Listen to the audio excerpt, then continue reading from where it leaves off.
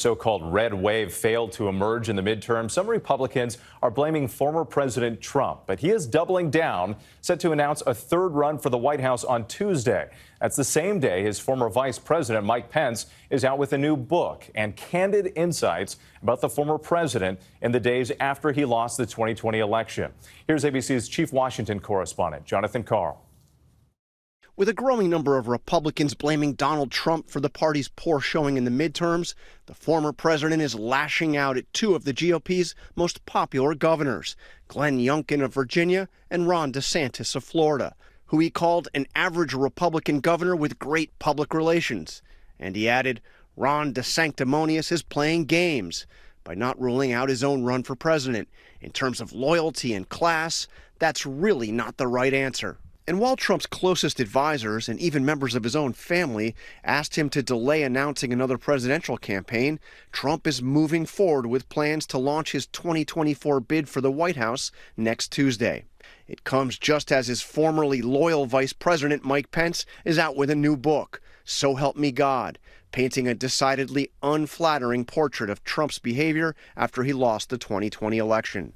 Pence writes about Trump's efforts to pressure him to use his position presiding over the certification of the election to reject Joe Biden's electoral votes. I told him that I did not believe I possessed the power under the Constitution to decide which votes to accept or reject. You're too honest, he chided.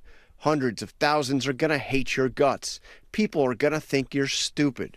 On the morning of January 6th, Trump erupted when Pence said yet again that he didn't think he could do what Trump was demanding. The president laid into me, Pence wrote. You'll go down as a wimp, he predicted. If you do that, I made a big mistake 5 years ago. A few hours later, when the mob invaded the Capitol, some of them chanting, "Hang Mike Pence,"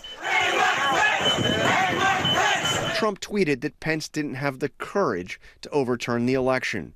In the book, Pence called the tweet reckless, writing, the president had decided to be part of the problem. John Karl with us now from Washington. And John, former President Trump, he's still expected to announce he's running on Tuesday, even though some allies and advisors are urging him not to.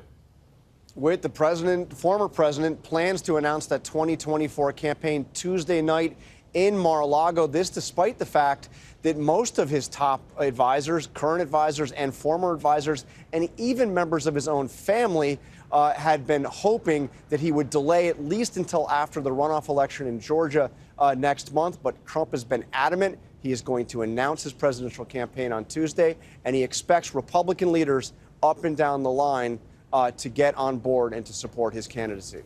All right, John, our thanks to you tonight.